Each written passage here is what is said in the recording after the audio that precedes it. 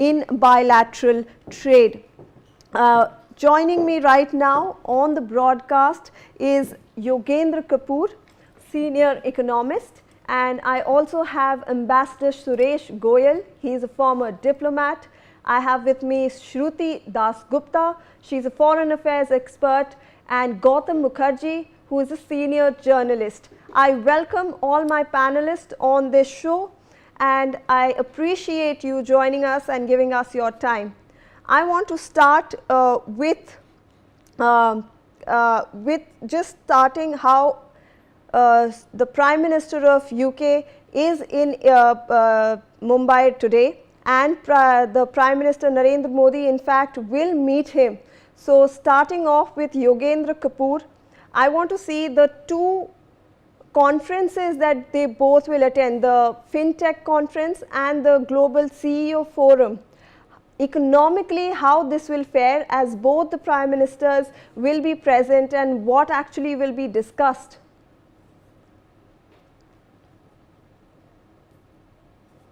Is that United Kingdom is being led by its, the highest number of delegation, that the PM is accompanied with. What we are looking at is, in the past we have seen it was diplomacy which was driving the economics of countries, but it is in 2025 that we are witnessing that it's the economics which is driving the diplomacy and leaders to different countries. With respect to India and UK, India enjoys a trade surplus with UK, and we foresee that both the countries are, looking at respective markets where they intend to double the trade in next 5 years. What is very important is that apart from the strengths which India enjoys, and at the moment when we see that United Kingdom has literally removed 99% of the tariffs, specifically on items like agricultural produce. So these are things which are going to benefit the Indian industry. And apart from agricultural produce, it is also the textiles. We see that post-US tariff impositions, these are the labor-intensive industries which are bound to suffer the maximum as such. And in that regard, it is very important for India to open up in different, markets in the world. And in that, United Kingdom definitely plays one of the important roles. I am also very clear that it is very important that apart from the strengths part, it is also important that the obstacles in the trade, they should also be discussed between the leaders. We are already witnessing that United Kingdom has a very strong, implications of safety, which they try to impose on the imports of products. Apart from that, we have seen in the past that they have also put restrictions on the movement of professionals. So these are areas which I foresee will certainly be coming forward between the two prime ministers, especially in the back of how India is being, treated by the United States. So here I see what United States is creating a gap is going to get filled up by United Kingdom. So I foresee that all aspects are going to be discussed in this meeting, and it will be a win-win proposition. Bringing my other panelist, Suresh Kumar Goyal, Ambassador, I would like to understand how diplomatically this is going to affect and how this relationship can continue despite the changing governments in the UK, because we have seen it, and how do you compare it with the previous administration that was there in the UK? Shivani, you're asking me a question which I think not many diplomats will be able to answer or would be willing to respond to, really, because comparisons between regimes or the governments can be very odious. I will not like to really compare this government with the previous one or the future one. All right. All right. I'll ask you another question. Do you think how long you didn't let me complete, Shivani? Let me complete. All right. Yeah. But the other part of your question in terms of the diplomatic importance of the visit, I will like to comment on that, really speaking. Okay. Look, what we are now witnessing globally is the great deal of churn, really. There is a whole lot of disruptive behavior from many countries, and the behavior of the US government.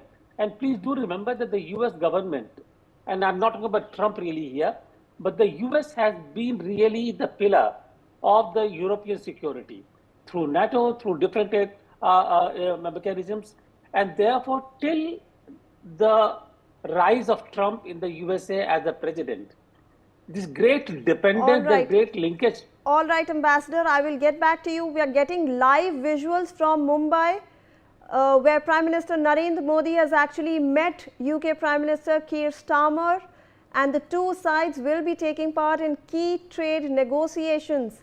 Remember, Starmer has arrived with the largest trade delegation, including top industry leaders as well as scholars. So right now on your screens, you can see both the Prime Ministers over there, in fact, shaking their hands, and they will discuss trade negotiations. A very light and light moment shared over there between both the Prime Ministers. They're going to start off their jam-packed day today. They have two conferences that they're going to attend. They have the FinTech conference, and they also have the Global CEO Forum, where they will discuss trade and technology between both the countries. All right, I'll go back to my panelists right now.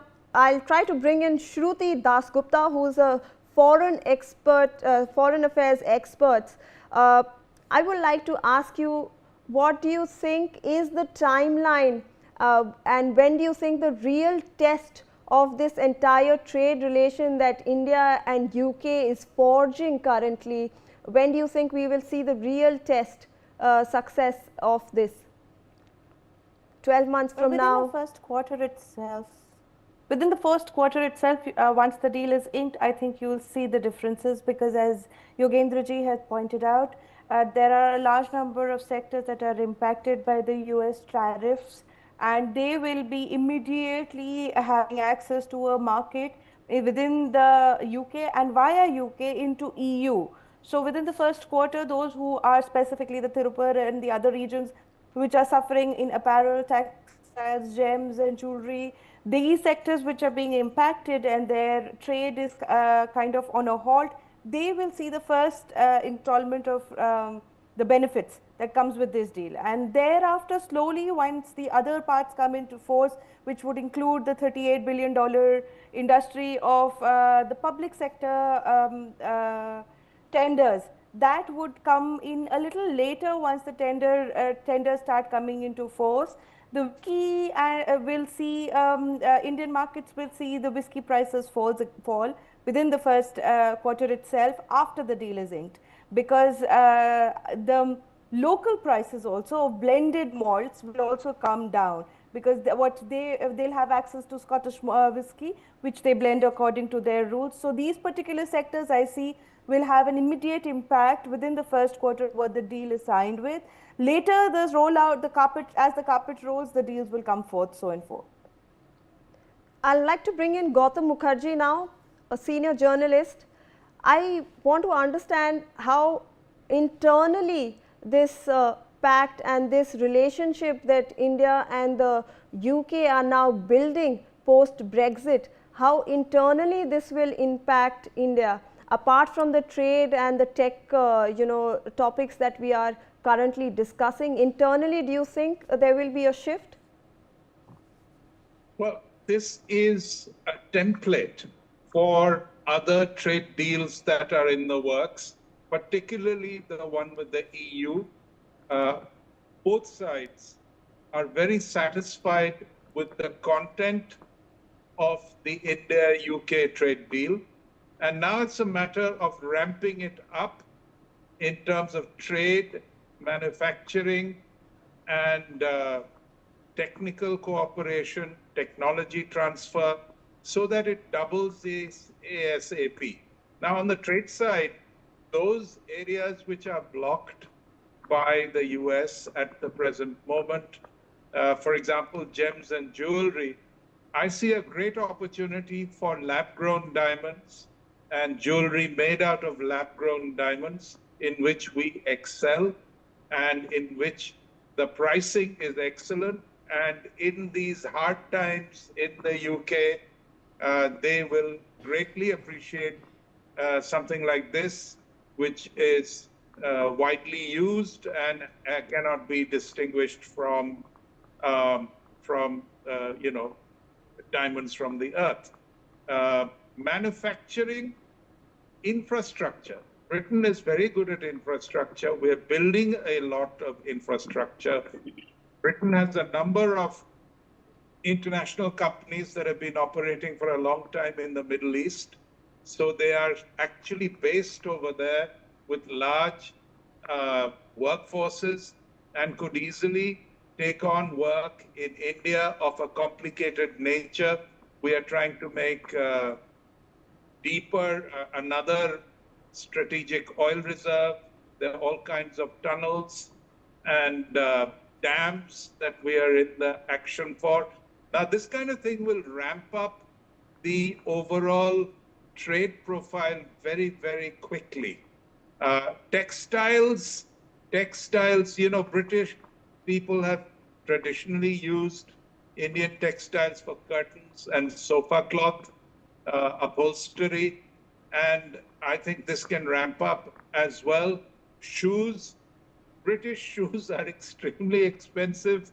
They can certainly collaborate with Indians and make shoes to their, you know, their designs and import them.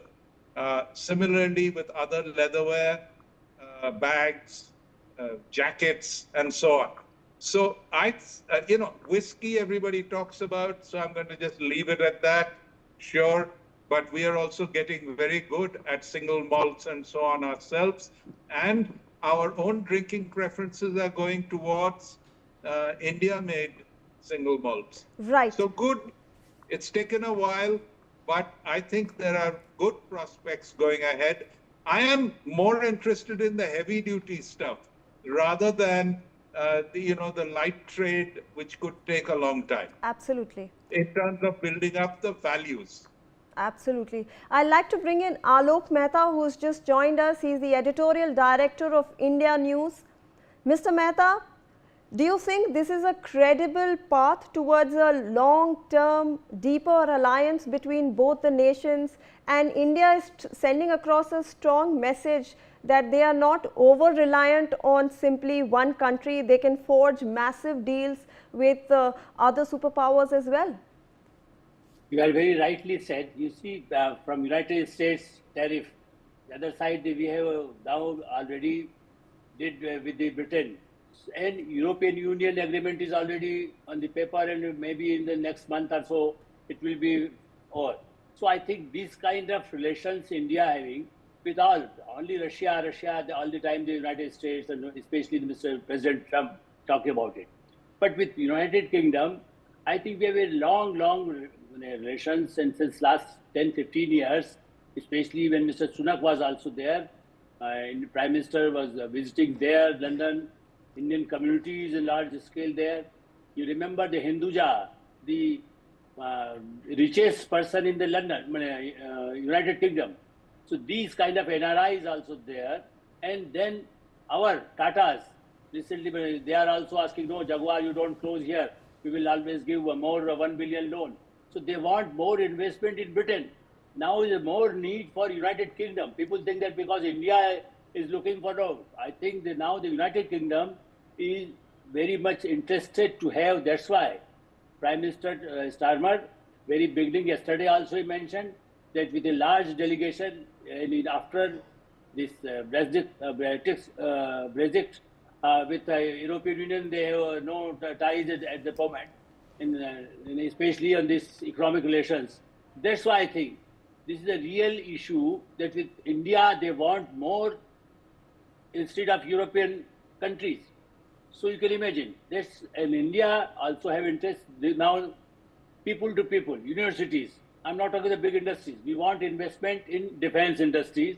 Certainly, since long, sorry to say, I remember those days when they sold in the, I think, Rajiv Gandhi regime, the helicopter. They were not useful for us, but they were compelling to purchase those helicopters. But now situation different. Now nobody can compel India to purchase from them or do business with any other country. Prime Minister Modi very openly said, we also want, they should come and invest here. So in defense, in telecom, yesterday also, today they are meeting in the fintech. Prime Minister Modi and Starmer both will be there. So these kind of major collaboration, and then people do, now the universities. Our children used to go there for 1 crore, 2 crores rupees spending. Prime Minister opened in last 2 years, 2023, the policy. Now we can have a collaborations here.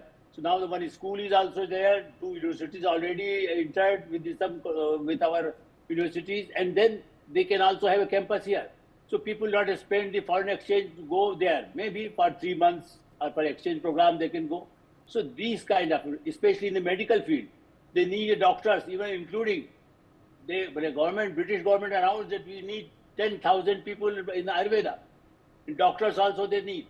So I think both sides interested to have a good relations. In sports, yesterday he visited in our Yash Raj films and all, and the sports and football. Good scope for India and United Kingdom both, because we have the best player, we can produce best player in football, like in cricket we have. But otherwise, now we are trying to build, even in small places. Prime Minister mentioned in the Man Ki Baat and all, that how in Betul, in a tribal area, our boys doing very well. Germany invited them, our team, just because they are doing very well in football. So we need more better. You know, our people should know that in the football, if you get maybe 1 crore, 2 crore, 5 crores, if you become a coach or player, the rates in Brazil or in European countries is the highest. Why can't the Indian players in the football? They can also achieve, and that's why we need more collaboration, more support from these countries who can have, they already have a good education in the sports. We need to compete. We are also trying to go for an Olympic. So with United Kingdom, different areas, education, health, defense. I'm not talking about what the other goods, the rates, how much you reduce. They want a minimum, because now it's a free trade agreement. So we are also opening, but depend on how our requirement and how much they require. So I think they require the manual, maybe for visa they have restrictions, but they also want investment in good, talented people. Ultimately, they need our support. Maybe sitting in India, they will support. Now in this technology, the companies will come here. So good, okay, our people will be here. They hire here and they give money here.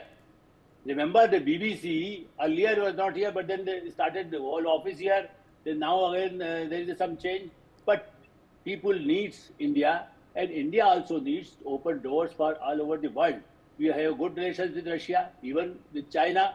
United States and United Kingdom, they have good relations with China. But even then, they say, okay, you don't have relations with Russia, you don't buy the oil from them, especially the Trump.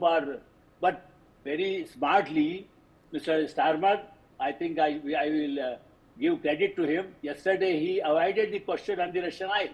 He knows when he's talking to the Prime Minister of India, he can't dictate what Trump used to talk about in this sense that, oh, you have to stop.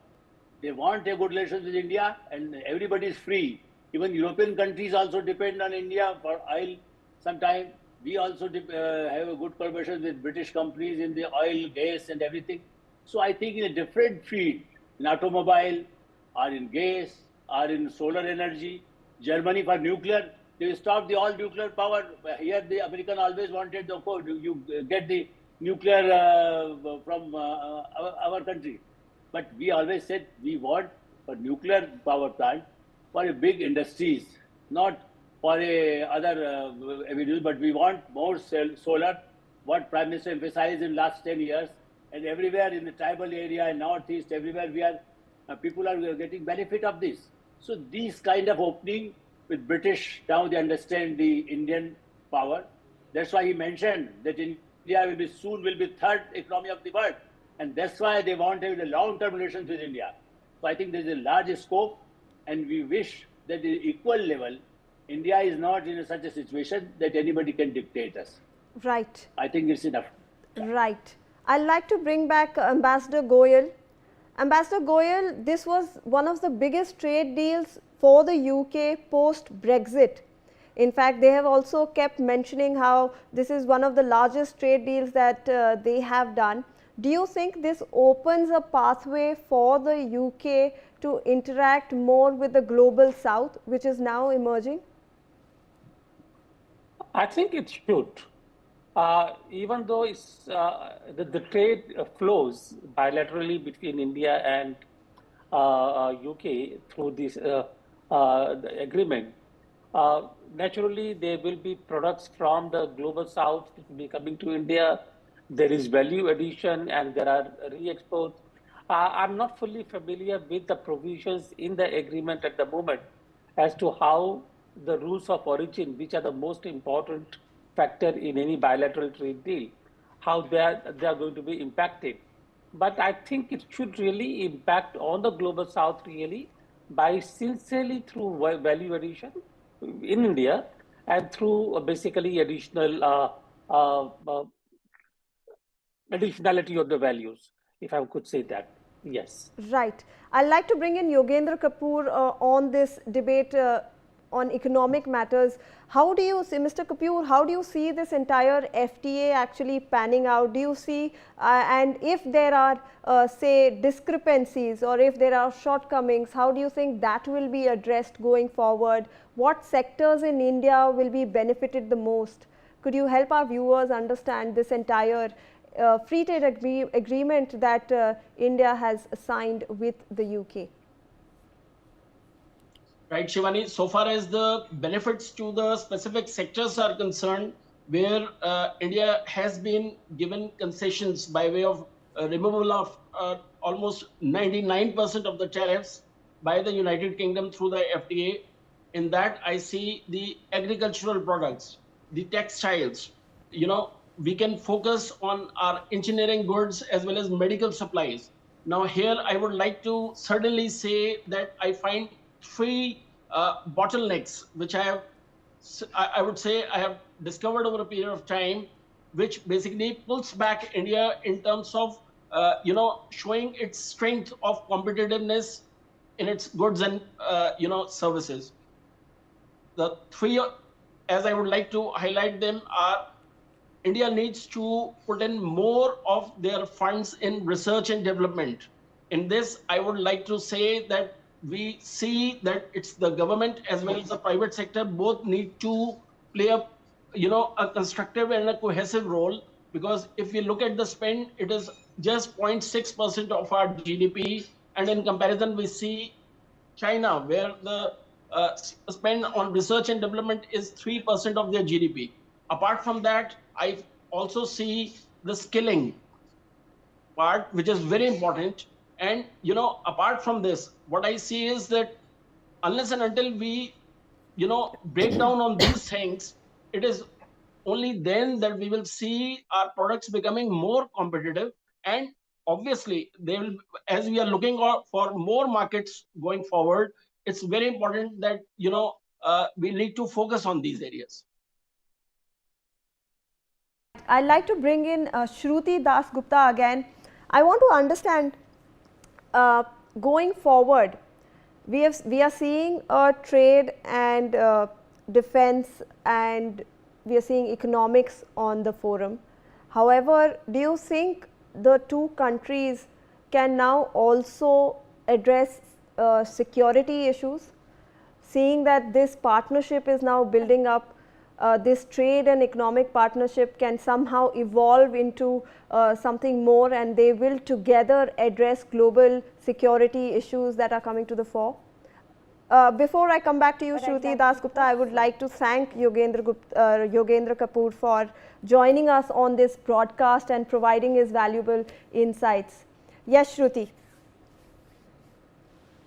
Yes, as Yogendraji had said, that this is diplomacy driven through economics. So once there is money involved in such large, huge sums, where the UK and India partnership is expected to go up to 25.5 billion pounds by 2047, if these are the numbers involved, it means it's a major deal for both nations, India and UK. And when issues of security comes into focus in something like this, then UK will have to measure its words and its support systems, where they have, I believe we have issues with how they deal with the Khalistani elements. We have issues with what they allow under free speech in UK, which is anti-India or anti-Hindu in many forums. So when money at this large sums comes into play, the governments are forced to rethink into how they will allow their image and their country's image towards their partner nation to be viewed as. So I'm hoping at the feet of this trade agreement, we also have security agreements, intelligence sharing agreements, as well as exchange of wanted people who are sitting there, extradition of criminals that find safe haven in UK. So these are the kind of deals that should follow this kind of a trade agreement, because once we have money flowing through, diplomacy should become stronger and the interests of each nation should be placed on the forum. So although right now we do not see it being inked in black and white, and until unless it does come in black and white, I wouldn't believe it, because verbal vows tend to waver when there are other elements at play. So I'm hoping that at the back of this particular trade deals and professional exchange, as well as trade, free markets and trades and exchange of information and tech, we have a security agreement with the UK that helps India ensure that its enemies or its anti-voices are kept on the straight and narrow. Right. Gautam Mukherjee, we are seeing that there is a Vision 2035 that both the countries have agreed to follow. Under that plan, they have also mentioned renewables, so towards a greener future, towards sustainable energy. Do you think UK can play a major role in helping India transition to this sustainable, greener model in the energy sector? Well, to an extent, yes, but Britain is not renowned for its own progress in greening their own cities and infrastructure. What they're very good at is, I'd say, naval engineering, where we have been collaborating already in naval engines, particularly nuclear naval engines, and this can be stepped up. Our new thrust area is shipping, and they might be able to contribute quite a lot, though Britain is just one of the European powers that could help. Italy is another. We've already got Japan and South Korea on board, but this is something that we need to make quick progress on. Port development, we want many more ports along both the seaboards on the Arabian Sea as well as the Bay of Bengal down in the Indian Ocean. Alok mentioned just a little while back oil and gas, and it reminds me that we have had a major gas find in the Andamans with 80% methane in it. We need to develop this quickly. There's also oil, and this could go a long way to help our oil situation, where we are importing 80% almost without end, and the volumes are forever increasing. So these are big ticket areas where the British could certainly help us. On greening, I think we're doing very well on our own. We might be able to help them. Megha. Right. I'll come back to Ambassador Suresh Goyal. Do you think that the UK-India cooperation will interact with how the US, the China and everybody else actually is looking at India currently? Megha, this is what I was saying right in the beginning. We must look at India-UK cooperation and the bilateral relations, not just in the context of bilateral nature of it, the two countries together. But we need to look at the whole relationship in the European context, in the context of the global disruptions that we are now having and the changing order that we are now having. It is quite clear that both the USA and China will be looking very, very careful. And that is besides France and the other countries in Europe, Germany. All these countries are now really not just as part of the European Union, but we can see the differences coming up between these countries. In the case of Ukraine, in the case of Gaza, what is happening, in the case of climate changes, in the case of economic inflows, immigration policies, some are doing rightist policies, some are more liberal. Therefore, China and the USA, which are the G2 really, I would say, most important countries for the time being in terms of strategic dominance, they will be looking very carefully at what is emerging between India and the UK, because this will impact on how USA looks at Europe and how China actually drives its own power equation with the countries in Europe. Germany, for example, Germany has been known as the exporter of technology. If UK emerges as a stronger partner in terms of innovation and research, uh, even if it does not replace Germany, it becomes a good alternative for the other countries to really focus on. And China will not completely overlook that kind of a phenomenon.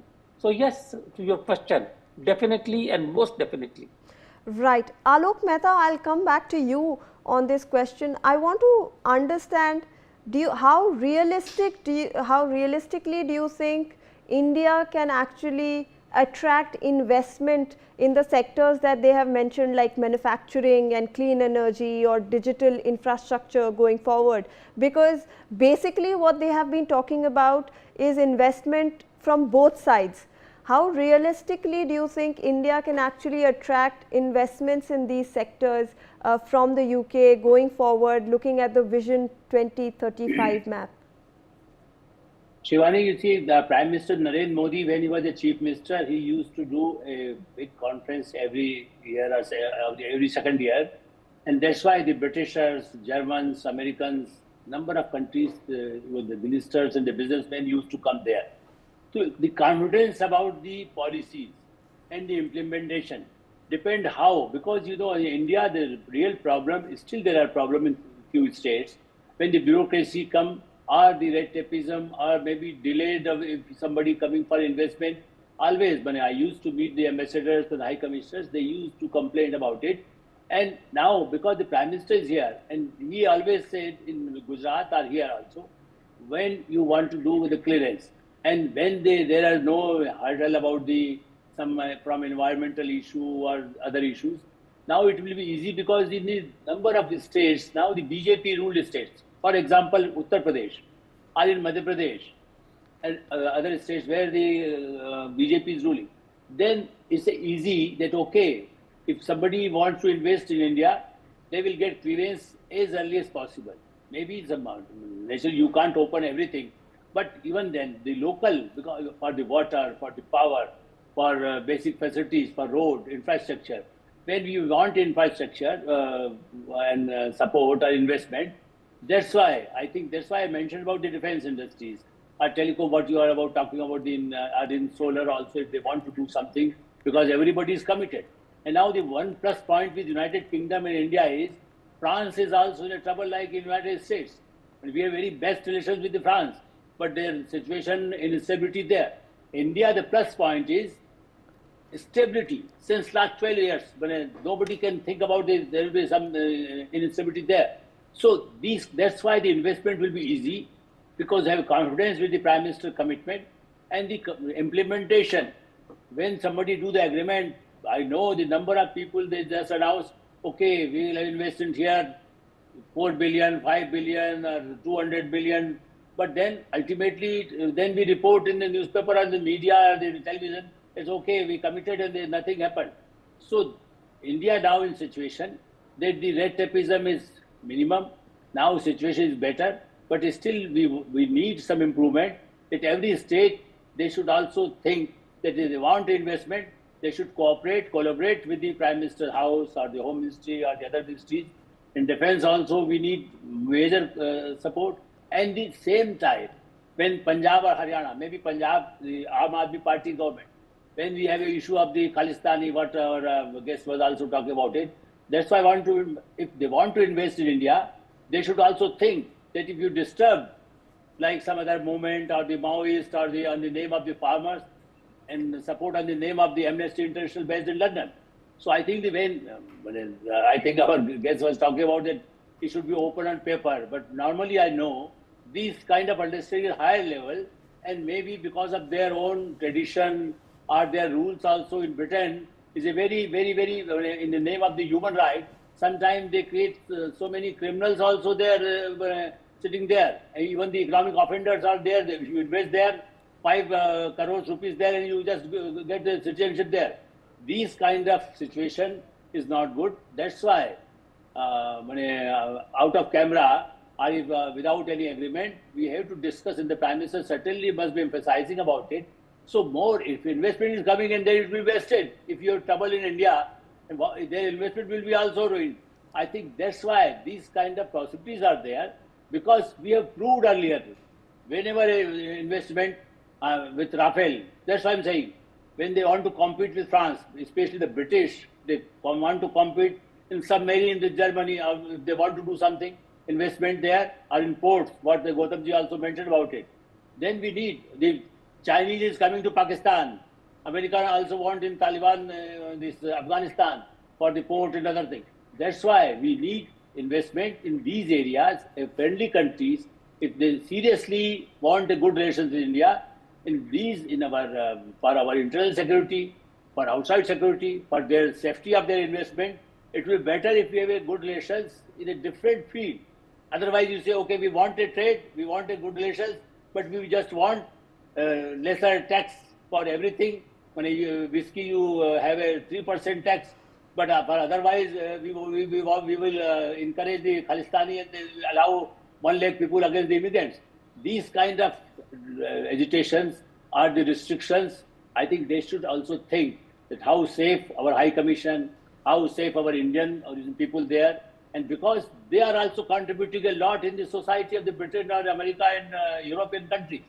That's why I think now India is emerging as a big superpower, maybe after 20 years, but even then, emerging as a superpower is not. And now Pakistan will be there, at least for 1 year, will be chairman of the Security Council. Now the Britain is also there. So maybe on security matters, United Nations, we need such good relations that at least they should not support the Pakistan, the terrorist country.